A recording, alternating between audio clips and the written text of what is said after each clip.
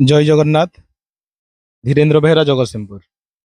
एक स्वतंत्र कार्यक्रम आ स्वतंत्र कथा जहाँ आमको गोटे विस्मित करुच्ची आवेगपूर्ण भाव में खुशी लगुच आनंद लगुच जे गाँ कथा आउ गाँ गाथा गाँ माटीर कथा को लेकिन गाँ सिनेमा जो घरे घरे जो लोक मैंने देखी पार ना से जो प्रचेषा स्वतंत्र भाव में अच्छी गाँ सिनेमा घर से गाँ सिनेमा घर जमी आमे गोटे समय थिला जो समय आमे घरे परिवार सहित बसी देखी पारुथिले सिनेमा।